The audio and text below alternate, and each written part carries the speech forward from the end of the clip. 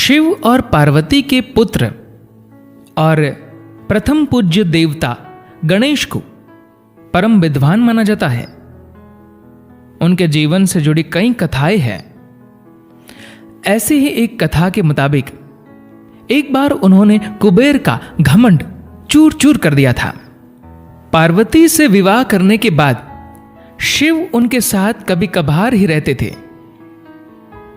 कई बार ऐसा लगता था कि वह गृहस्वामी हैं, तो कई बार वह एक तपस्वी की तरह व्यवहार करने लगते थे। कुछ समय के लिए वह पार्वती के साथ रहते और फिर अचानक गायब हो जाते और कुछ ही पलों में दोबारा मानसरोवर झील के तट पर उनके पास लौट आते। कई बार अपने मित्रों के साथ वह लगातार 10 से 12 साल तक गायब हो जाते थे। उनके इन मित्रों को गण कहा जाता है। शास्त्रों में गणों की व्याख्या ऐसे विक्षिप्त और विकृत लोगों के तौर पर की गई है जो हमेशा कर्कश ध्वनि करते रहते थे, जिसे कोई समझ ही नहीं पाता था। गण ऐसे जीव थे जिनके शरीर के अंगों में हड्डियां नहीं थी। पार्वती शिव की संतान को जन्म नहीं दे सकती थी, क्योंकि शिव यक्ष थे और किसी मानव स्त्री से संतान पैदा नहीं कर सकते थे। एक बार पार्वती में मातृत्व का भाव हावी हो गया। जब वह मानसरोवर झील के किनारे अकेली थी, उन्होंने अपने शरीर पर लगाए गए चंदन के लेप को उतारा और झील की मिट्टी में उसे मिला दिया। इसके बाद इस मिश्रण से उन्होंने एक बच्चे का निर्माण किया और अपनी योगिक शक्तियों की मदद से उसमें जान डाल दी।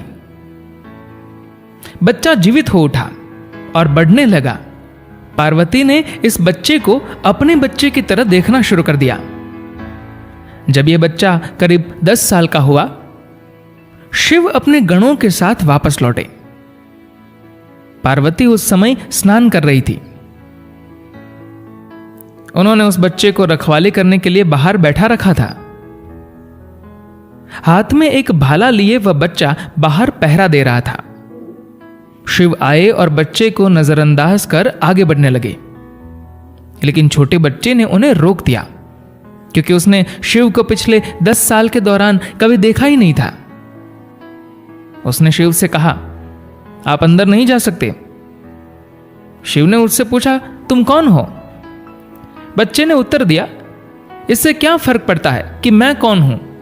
आप अंदर नहीं जा सकते। शिव ने अपना फरसा निकाला और बच्चे का सिर काट डाला।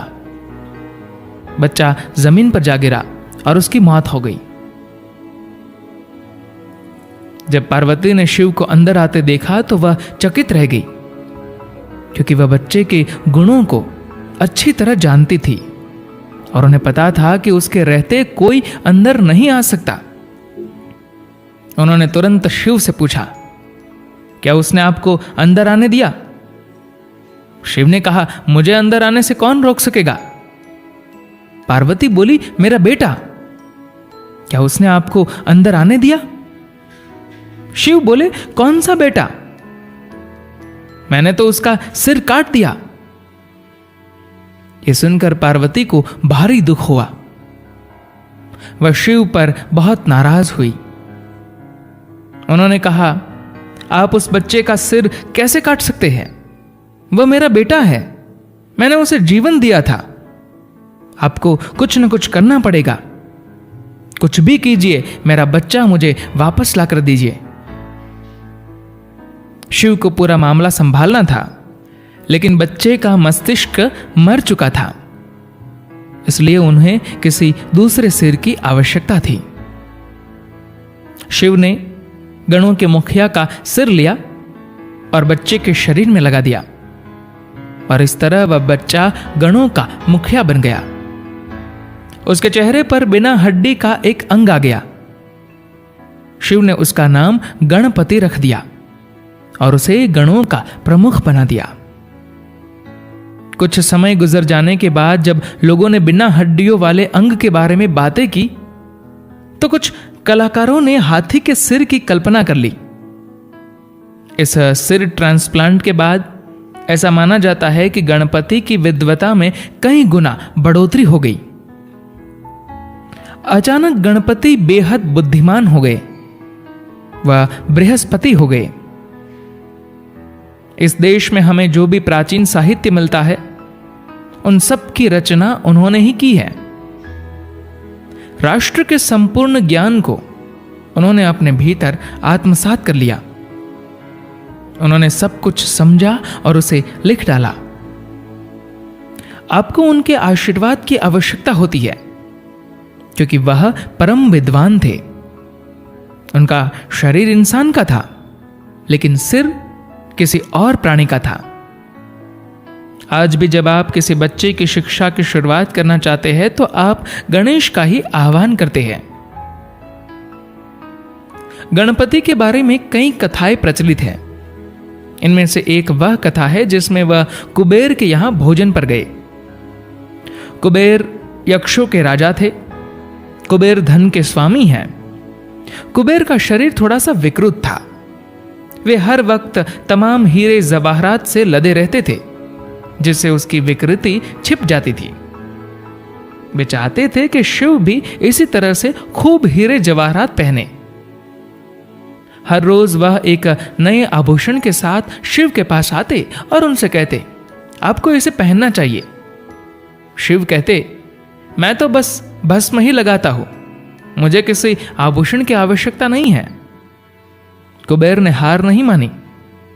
एक दिन शिव ने कहा, अगर तुम वास्तव में मेरे लिए कुछ करना चाहते हो तो मेरे बेटे के लिए करो। शिव ने गणेश की ओर इशारा किया और कहा, यह मेरा बेटा है, इसे भोजन पसंद है, इसे घर ले जाओ और भर पेट खाना खिलाओ, जिससे उसे संतुष्टि हो जाए। जैसे ही भोजन का जिक्र आया, गणेश उठ खड़े हुए और बोले, हां हां, कहां, कब? कुबेर ने गणपति को अपने घर आने का न्योता दिया और गणपति उनके यहां जा पहुंचे। कुबेर को अपनी धन दौलत और महल का बड़ा घमंड था। गणपति ने गंदे पैरों से ही महल के अंदर प्रवेश किया, जिसके कारण उनके पैरों के निशान महल के शानदार संगमरमर के फर्श पर छप गए। नौकर चाकर गणेश के पीछे उन निशानों को पोंछते आ रहे थे। कुबेर ने सोचा, आखिर शिव का बेटा है, चलो कोई बात नहीं। खैर, गणपति महल के अंदर आए और आसन जमा लिया। उन्हें भोजन परोसा गया। गणपति ने भोजन करना शुरू कर दिया। खाना बार बार बनाया जाता और गणपति उसे खत्म कर जाते। इस पर कुबेर ने कहा, तुम छोटे बच्चे हो, उस हिसाब से तुमने बहुत ज्यादा खा लिया है। इतना ज्यादा भोजन तुम्हारे लिए नुकसानदायक हो सकता है। गणपति बोले, खतरे की कोई बात नहीं है, मेरी चिंता मत कीजिए, मुझे अभी भी तेज भूख लगी है, आप खाना मंगवाइए। आखिर आपने मेरे पिता को वचन दिया है कि आप मुझे भरपेट खाना खिलाएंगे।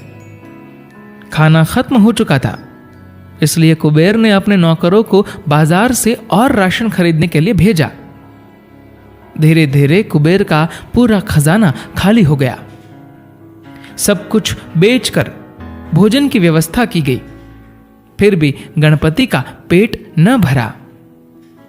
गणपति की थाली खाली थी, लेकिन अभी भी वह मिठाइयों का इंतजार कर रहे थे। उन्होंने कहा, खीर कहां है, लड्डू कहां है, रसगुल्ले कहां है? कुबेर बोले, मुझसे गलती हो गई, घमंड में आकर मैंने अपनी संपत्ति की डिंगे मार दी। मैं ये जानता हूं कि मेरे पास जो भी है वह सब शिव का ही दिया हुआ है। फिर भी एक मूर्ख की भांति ये सोचकर मैं उन्हें वे तुच्छ आभूषण भेंट करने की कोशिश करता रहा कि मैं तो उनका परम भक्त हूं। कुबेर गणपति के पैरों में गिर गए और क्षमा याचना करने लगे। इसके बाद गणपति बिना मिठाई खाए ही वहां से चल दिए। धन्यवाद।